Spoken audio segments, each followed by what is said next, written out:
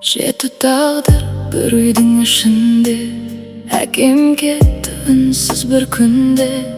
Анам қалды көзі жасқа толы, бірақ бізге жылағанын көрсетпеді. Кенжесі едім 3 жаста ғана. Түсінбедім өмір не сынама. Әкемді іштей күнде сағынсам да, анам ауырмасын деп жыламадым да. Іштей бәрін жұттым үнсіз ғана. Бауырларға да бөтен болдым кейде. Жүрегімді жаралаған адамдар көп, бірақ сынбадым, мықты болдым өзіме. Мама, сен біз үшін тау болдың. Қара түнде жарық шам болдың. Күндіз кетпен шауып шаршасаң да, ақ халатпен жан сақтадың. Мама, сен жыламадың біз үшін. Бақытты болсын дедің әр күнім. Сенің үнсіз төккен жасың үшін мен өмірді ерте түсіндім. Ер мінезбен өстім амалсыздан. Жылы сөзді күтпедім ешкімнен. Өз күшімен оқуға түстім мен.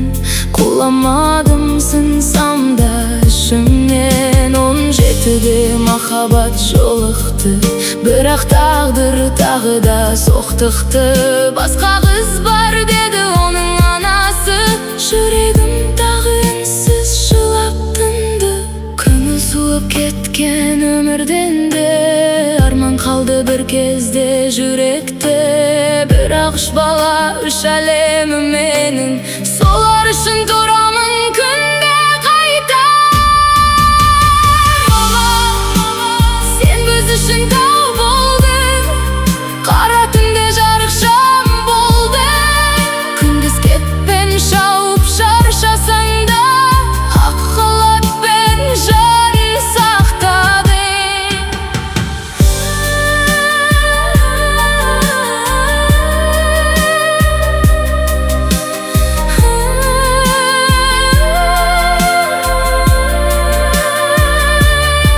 Біз үшін өмір сүрдің үнсіз ғана.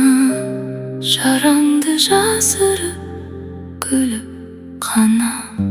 Рахмет Бекзат мама, біз үшін мықты болғаныңыз үшін. Қызыңыз Сара Мауленова.